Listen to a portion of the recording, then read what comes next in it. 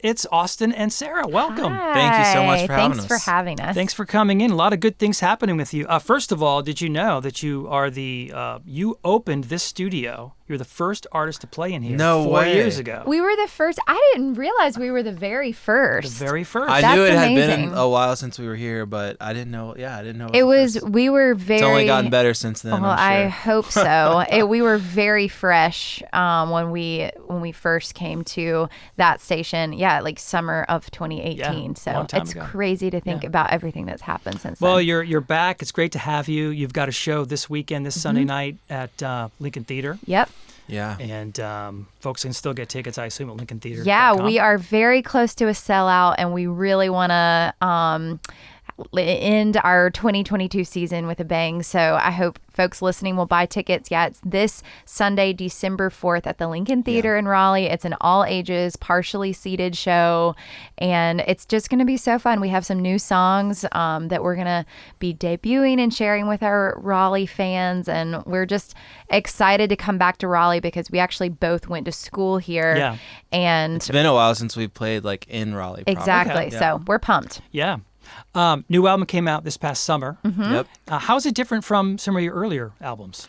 Honestly, I think one of the biggest differences is that we've written a lot of songs that are about our experience and not so much just stories of other people. Like, I think our first album was full of songs that we were inspired to write because of our family members or just historical, just stories that we heard. And I love writing songs like that too, but you know, this album was written mostly during the pandemic, so it's very uplifting. Yeah, that's what I But was it- going to say is like it is a distinctively pandemic album. But it is a lot of just about like, you know, we work together, we live together, you know, we do everything together, but like we're so distracted a lot of times by playing shows and being out and about. Like the pandemic made us all, not just us, but I think everybody take a real hard look at themselves and their relationships. And, you know, we also go to therapy, but we process most of our stuff through writing music. Yeah. Tell me about then your pandemic perspective. What is it that comes out in the album? What is the perspective? Is it a sad, like this is so horrible, we're locked up? Or Honestly, no. I don't think the record is sad. I don't think it's sad, but it's just it's a chance of like slowing down and being present with your emotions and not having a place to hide or get distracted by it, and really just having to sit with what's going on in your life. So maybe melancholy is the right word. I wouldn't say sad. Reflective. Reflective, Yeah. Okay. melancholy, for sure. take us back. You mentioned being from Raleigh or going to NC State, I think, right? Yep, Austin, that's you were right. at Peace College? Yep. Okay, so did you meet here? We met in Chapel Hill, actually. Well, sort of. Actually, Were okay. you bandmates, or were you No. a couple first, or This is a bandmates great first? story. I first I'll let Austin saw, tell it. I saw Sarah. I didn't know who she was or her band, but I was, how old was I? Like We were 20. 20, yeah. I wasn't 21 because I know I was drinking a root beer, not a beer. But it was at Cat's Cradle, and she was opening, her band was opening for then Mandolin Orange, now Watch House on a, was it the This Side of Jordan tour? Yeah, it was one of their album release tours. And I saw her on stage, and I was like, "Oh man, amazing! I have to talk to her, the banjo playing girl." But it was a year later before we actually met, and we met for the first time at Trophy in Raleigh. Okay. That was Yeah, our we first were date. 21 at that point, and Yeah. so we went and got Trophy beers and hung out, and then we just started dating and playing music, and graduated, left Raleigh, got other jobs, and lived Moved to that. Chatham County. Yeah, moved Yeah. to Chatham County, Yeah. lived that life for about 3 years, and then started Chatham Rabbits after that. And you, at some point, you quit your jobs to do music. Was that? I mean, you had careers doing other things, right? I think teaching and finance, and then Yeah. you just said, That was "This right. is not what we want to do." Yeah. That was honestly like right before we came to that. Yeah, station. so when you guys had us back in 2018, we had just quit our jobs, and we really didn't have much of like a slow fade out of it. Like we just, at the end of the school year, I left my job, Austin left his, and we were like, OMG, expletive, we've got to. But here we are, Yeah. 4.5 years later. So Yeah. we're- If you look back on that decision, any regrets? no, No, The only regret is that maybe we didn't do it sooner. Yeah, that's my regret. I'm like, I just wish we had done it a little bit sooner. But I don't know, things like the timing was good because, you know, we having 4 years of experience as, you know, in the corporate world, I think has helped us treat our music as a business enough that we can make a living doing Right. it. And so It helped our work ethic a lot, and it also helped us understand, this sounds terrible, but it's like kind of what we don't want to go back to, or Yeah. what we appreciate now, because it is more work being a full-time musician, and Yeah. it is so freaking hard, but it just it's really nice having a life that's just one consistent timeline and not weekend and weekday, Right. and that choppiness.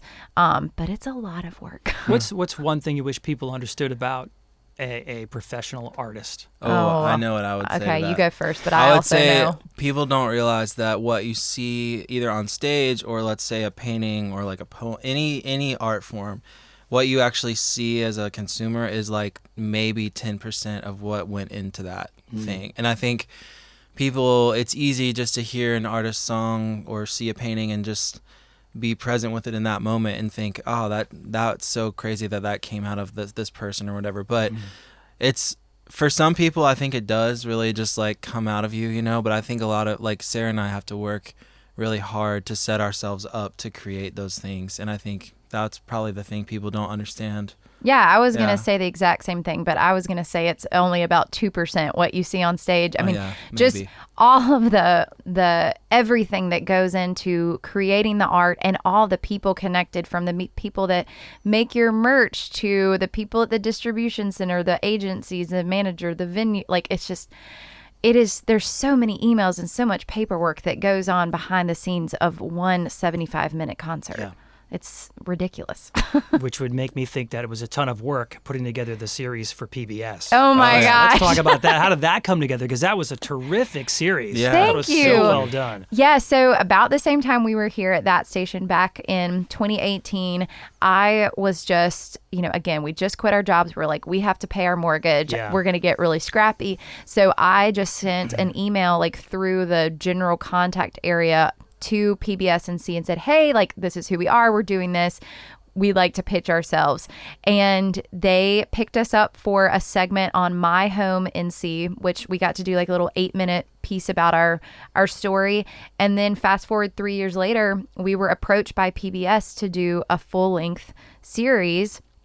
And we said, heck yeah. And It was a great experience. But yeah, I mean, the thing is, after you get off stage when you're performing, it's like our time to like shut down. We get back in the bus, we drive, you know, we're not performing anymore. But when we had cameras even in our tour bus. and we were Yeah. recorded, all the time. So we were just we were performing on. 24/7. It was wild. It was, Yeah. and it was draining, but it was so. We tried to just be ourselves though, Yeah. like we tried to not make it feel like we tried to just continue to be ourselves. But you can't say cuss words. You can't argue with each other too much, you have to control And you got to yourself. constantly think about what you look like and what Yes. you're wearing. I know. and- I see clips from the show, and I'm like, oh my gosh, no one told me how greasy my hair looked. Like, there's stuff that we Because still. we just slept in the Cracker Barrel. Yeah, parking lot. there's so many things we miss, but that is just actual real life. Like, Yeah. we really are just waking up in the bus and like, okay, we gotta dry shampoo it, and sometimes you miss a spot. And you guys have a farm? We do. Yes. Yeah, because 62 we acres. have something wrong with our brains. Yeah, That's a We lot. we bought Sarah's family farm. It's been in her family for almost 300 years from her grandfather who just passed away a couple weeks ago, and it's just been such a humbling experience owning that farm and trying to restore the house while we have everything else going on. And have a career in music. Yeah. Yeah, And we. do you have animals on the farm? Yes, I mean, Should yeah. we list them? We have 3 horses, 2 cows, chickens, a turkey, a dog, and a cat. Wow. Yeah. What happens when you go on the road? We have an awesome team of folks that help out. They're just like our farm sitters, and they all have a Google Calendar and sign up for time slots. And When we got horses, it was easier to find house sitters because we let them ride the horses, you know? Okay. So, like, Yeah. people are excited to yeah, to horse come. girls are a cliche for a reason because they exist in multitudes, and They're like, you yeah. don't even have to pay us. We're like, we're going to pay you. just But take you can care also of, ride your horse. take care of the horses. boys. Yeah. Nice. Well, the show is this Sunday at Lincoln Theater. Yes. It's going to be great to see you, Chatham Rabbits. Thank you for coming by Studio J. You are so Absolutely. welcome, Chris. Thank you for having us. Thanks.